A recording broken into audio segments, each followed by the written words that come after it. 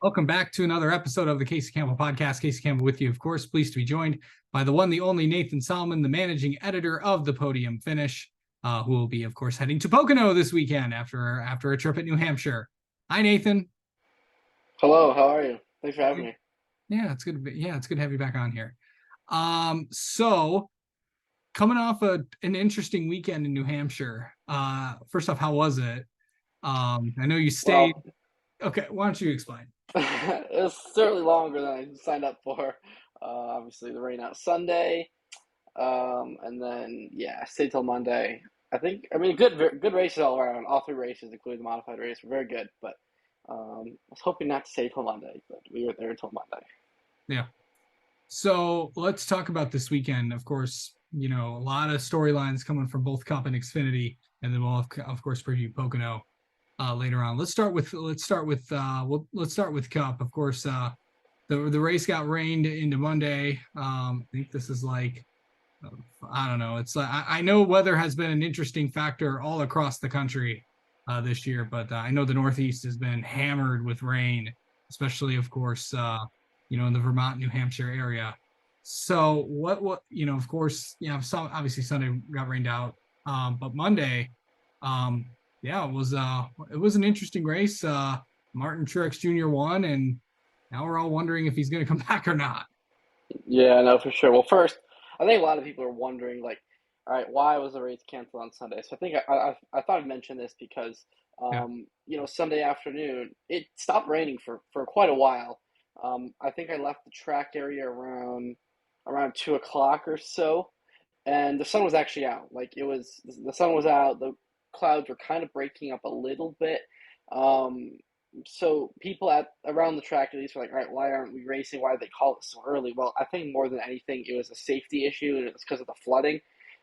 There were flash flood warnings, regular like flood warnings. Some areas had tornado warnings. So I think that was the main reason why they called it. It was just for general safety in terms of people getting to the track. I know roads were washed out, really not too far from the racetrack. Now, I didn't see any roads washed out in the ways that I kind of went in the Concord, Manchester, Nashua area, like kind of because I stayed down in Nashua, so it was just kind of the way that I took to get to my hotel. Nothing really in that area in terms of like roads getting washed out, but I know folks coming from north of the track as well as west of the track experienced some roads that were washed out. So I think that safety was the number one issue, not just the rain. Because in terms of the actual weather, I think it would have been possible for them to race, but the flooding and the risk of tornadoes and the road conditions were just not right to race. That's why I think it got postponed.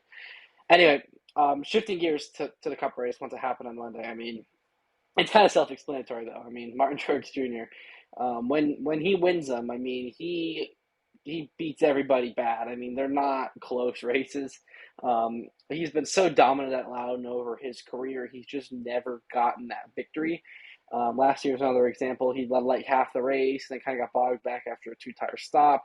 Ended up finishing, I think, third or fourth last year. So he finally got it done. I mean, it was the 19 and then the rest of the field. I mean, there's some other very good cars. The 10 was really good, but he crashed obviously after that loose wheel. Um, the 20, I think, was almost just as good as the 19. They just had sequences of events that did not give them track position.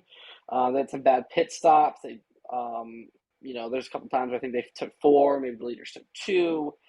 They just never had the track position. They ended up crashing. But yeah, Martin Truex Jr. just kicked the crap out of everybody. I mean, very impressive to watch. And I know a lot of people don't like races where maybe one guy dominates the whole thing, but I also think that was a really good race, though. I mean, there was guys that there was a lot of comers and goers. I mean, it felt like 2 through 5 was never the same, even though number one was the same. Lots of passing, lots of comers and goers. I mean, they were running in grooves that nobody's ever really seen get run before at Loudon. They're running super high up, super close to the wall. That new tire that they had, the softer tire, I think was very successful. That, in addition with the smaller spoiler, made for a lot better racing at Loudon. So overall, very good racing. For the most part, pretty clean racing. Um, and even though we got a pretty dominating performance, I think we still saw a really great race. Yeah, a lot of storylines coming from this past weekend. Of course, Truex dominated, but what other things are you kind of taking away from this weekend?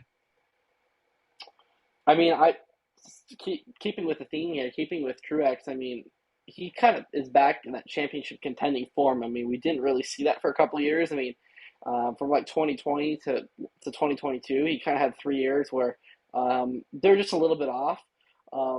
But this year, and I guess year four of James Small being his crew chief, I mean, they found something. I mean, they obviously now have 3 wins, which is tied for second in the series. Obviously, William Byron has 4. He's also tied with former teammate Kyle Busch at 3. Um, but I think Truex is showing that um, he's a serious contender for another championship again, and it's been a couple years since we've been able to say that for sure. So that's really cool to see. Um, I think William Byron's probably been the best car the last 10 or 12 weeks, but I'd put Martin Truex Jr. Not far behind him at all. And we mentioned um, Kyle Busch. He also has 3 wins, but I also do think, however, that team has a couple of shortcomings right now, including that short track package, which that 8 team in particular has just really never been able to get a grasp on yet in 5 or 6 races this year. So um, if I were to pick a championship four right now, I'd definitely have Martin Truex Jr. in it. Um, and maybe he'd be the guy that I have to win it because he's not bad at Phoenix either. Um, so I think that's pretty much takeaway number one. Christopher Bell, he said in his press conference on Saturday that a good run at Loud was crucial if they wanted to win the regular season championship. That did not happen. That was a big missed opportunity for them. They've not been getting some of the best finishes in the world as of late. Um, Obviously, they crashed, so I don't even remember exactly where they ended up, but they did not have a great finish after he crashed with 9 to go, 8 to go, in the closing laps of that race. Um, so those are definitely a couple of big ones. I mean, in terms of the race itself, I think the big storyline is just Chevy was way off. Kyle Larson finished third, but really no other Chevrolet was really remotely close to him. So, but yeah, I think big picture. I mean that race was really significant for Christopher Bell in terms of winning the regular season championship. And then, of course, Martin Truex Jr. with his big day, he's now the regular season leader after William Byron finished, I think, 24th. So um, it's kind of shaping up to be a bit of a William Byron, Martin Truex Jr. battle for the regular season championship. And that's not to say that some of these guys can't get back up in the mix. You look at um, you look at some guy like a Kyle Busch or a Kyle Larson. I mean, I don't think those guys are completely out of it yet either. But they need to go out and they need to get a couple of wins. Yeah, Um, but yeah, I think that definitely as we're now 6 races away from the end of the regular season, there's a ton of really good storylines developing for both the playoff cut line and then the regular season championship. absolutely. Yeah. Um, let's talk about Xfinity for a minute here. Um, big race there. John Hunter Nemechek. They also had some a lot of interesting things coming out of that race. Your takeaways from the Xfinity race this past weekend?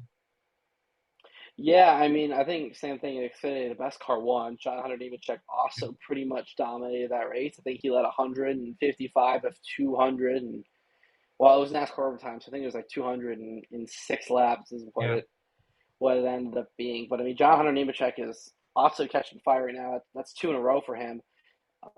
That 20 team is firing on all cylinders right now, and I think we knew even before that Atlanta race that the 20 team right now was probably the best team, the best car in the field. But I think these last 2 weeks have really assured that. So I think that the 20 car is the car to beat. But then some of these other some other guys that you kind of you know, definitely want to highlight here. I mean, Josh Williams, second straight top 10, he finished eighth.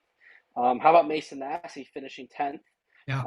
So two really good runs for a couple of underfunded teams. Um, Alex LeVay finished 12th. Patrick Emmerling finished 14th. Those are great runs right there. But another guy that I want to look at, though, is Brandon Jones, and he finished 11th. But that was a massive, massive missed opportunity for him.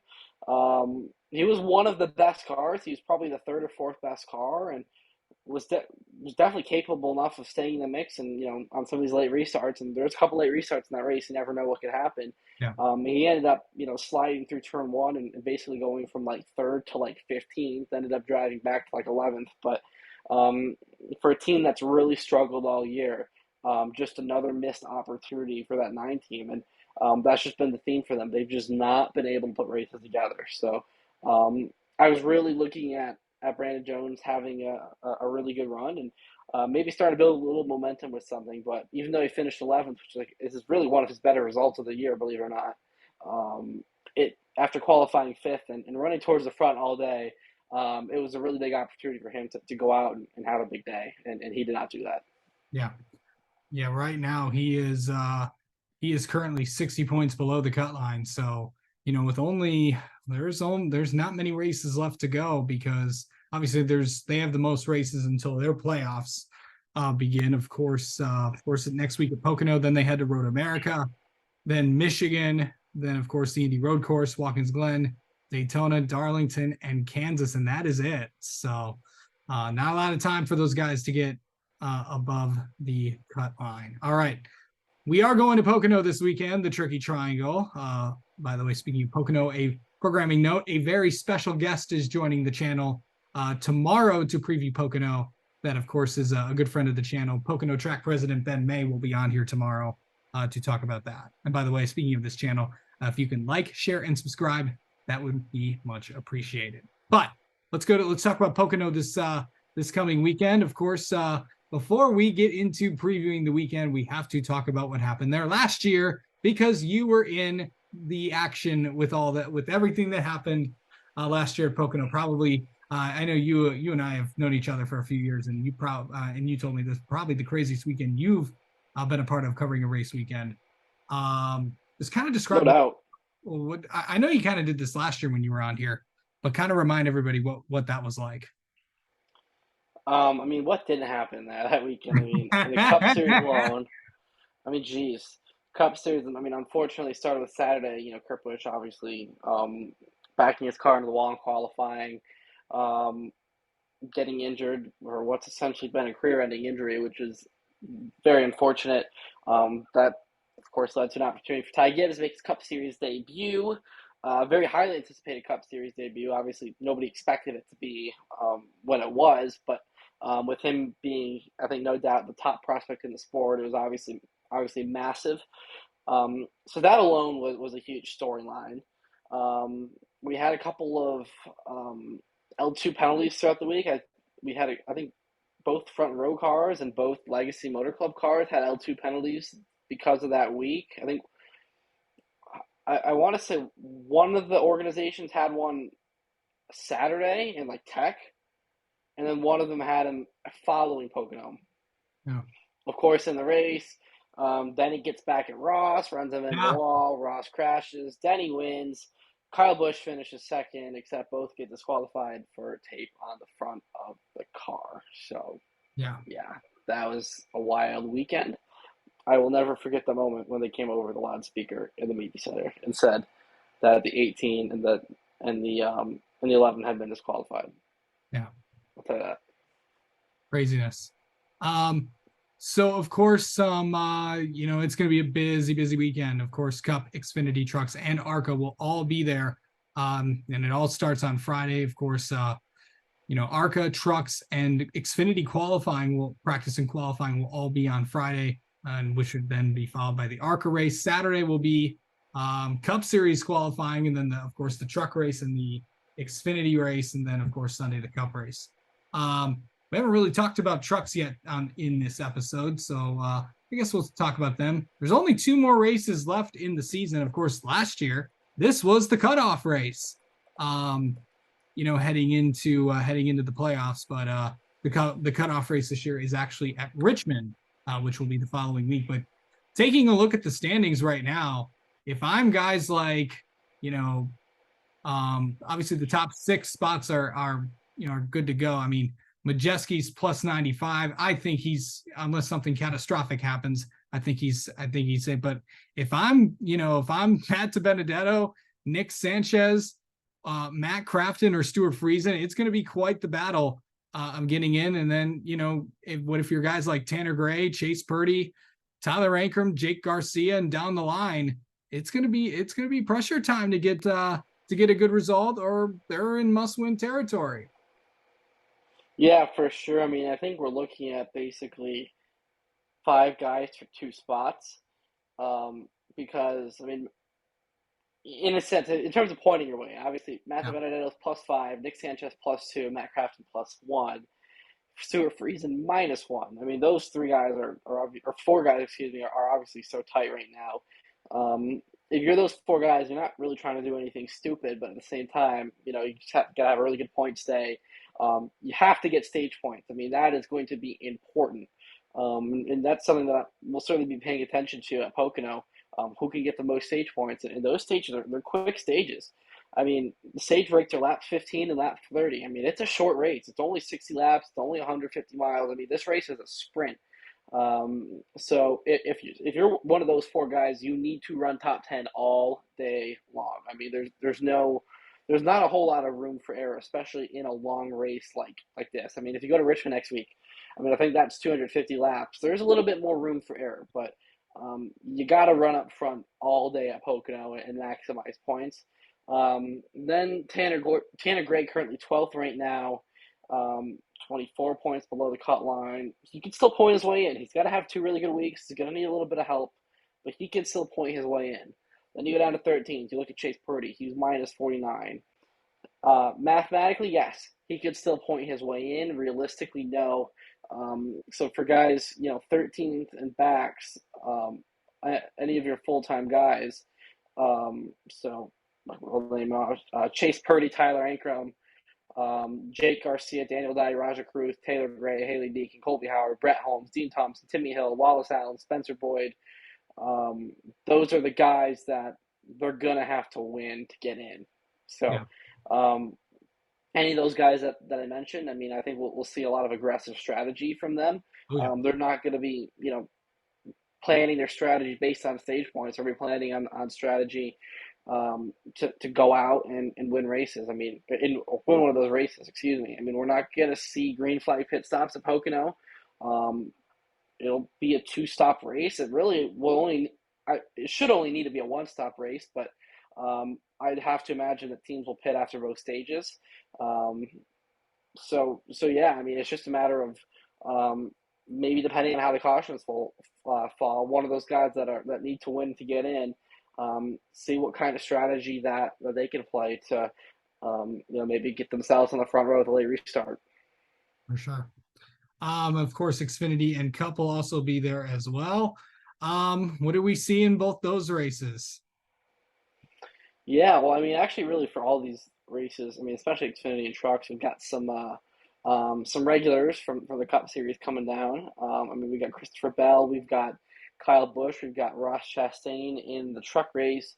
The Xfinity race, we got Chase Elliott, we got Daniel Suarez, so some big names there. I think anytime some big time Cup names come down and run the truck and Xfinity races, it definitely makes it a little bit more fun, a little bit more exciting.